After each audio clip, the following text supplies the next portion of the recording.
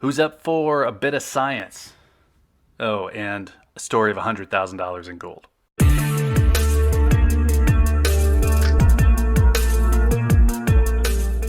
If you're like most people, you suck at saving.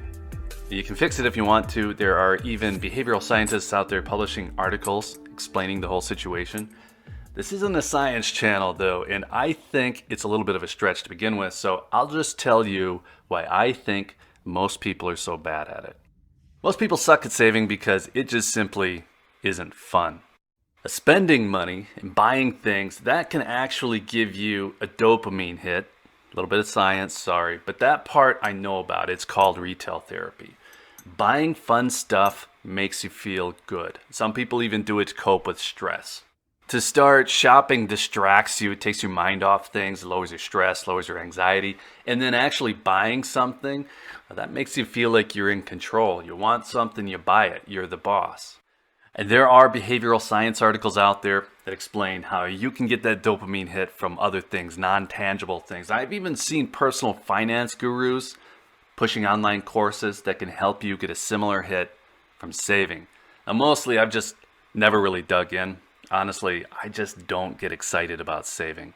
And now that I've told you that I've just never been excited about it, if I told you now that I've saved more than $100,000 as a hobby, you'd probably assume I was trying to sell you one of those online courses that I just mentioned.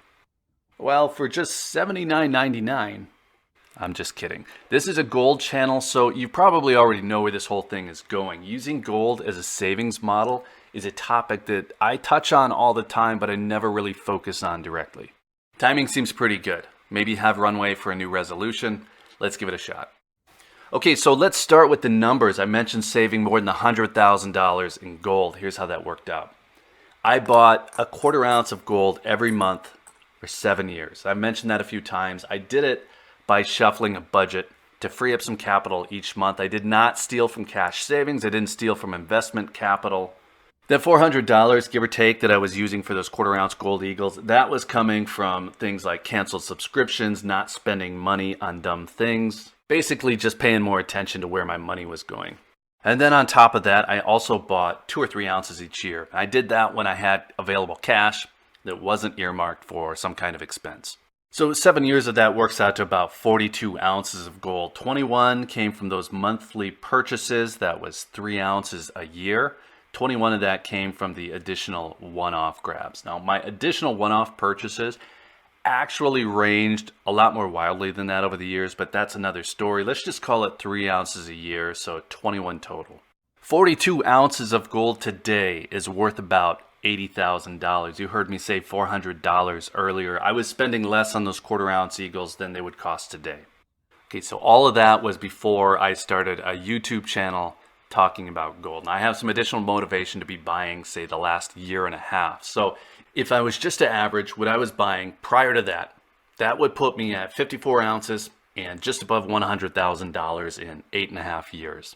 And as someone who doesn't like to save, I think that's pretty good. This whole thing, it seems like something that would come from a millennial with a YouTube channel talking about personal finance, not someone in their 40s. But I don't see a lot of those millennials on YouTube talking about gold. So here we are. And if you're wondering what 54 ounces of gold looks like, well, this is 14 ounces. So you would need 40 more. And that's 2 tubes. We'll come back to the tubes idea in a minute. These are 1 ounce coins. 20 of these coins fit in a tube, at least here in the United States. And then these are 1/4 ounce coins. And I'm going to come back to these in a moment. Before we do that, though, I'm going to bring some science back in just for a minute. Humans are driven by 2 main things, needs and rewards. Needs are like food, water, sleep, not being eaten by a lion. Rewards are things, they're activities, they're experiences, basically whatever gives you pleasure.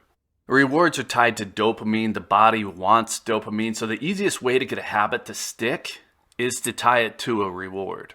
For me, I found that gold was a very compelling reward. I think a lot of people would find this. It's valuable, it's physical, it's shiny, has a feeling of extravagance, even though it's effectively just another form of money.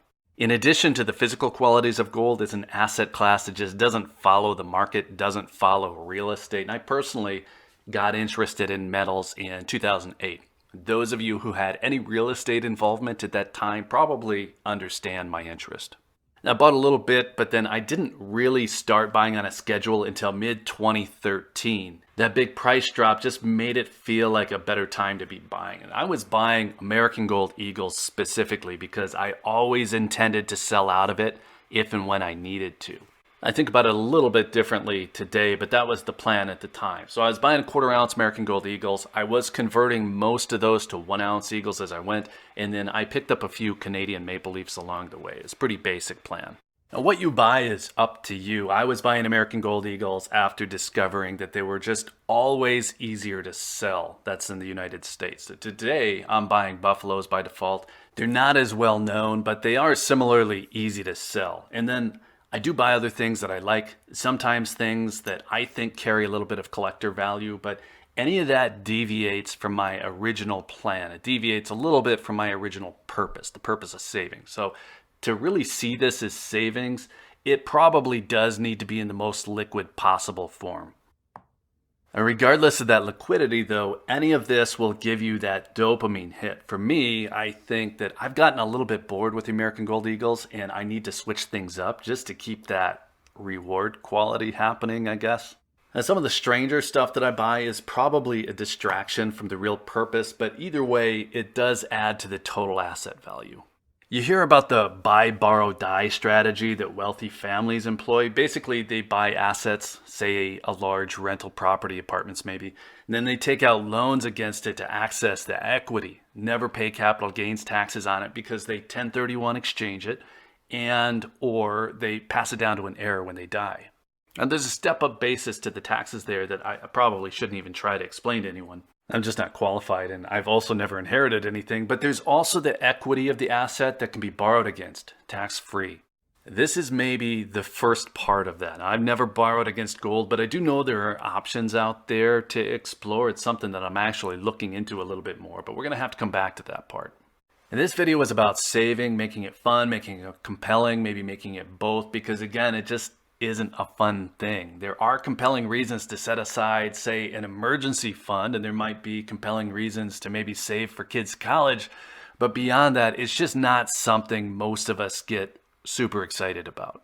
Gold changed that for me, so I thought it was worth talking about a little bit here. So let's call it good there. Let us know in the comments if you've done something similar. Any tips, tricks, science that you have, let us know. Be sure to hit the like button if any of this was interesting. It's not my typical kind of video. And then make sure you're subscribed if you're into the general topic of metals. And if you're still here, thank you again for watching. I always appreciate your time.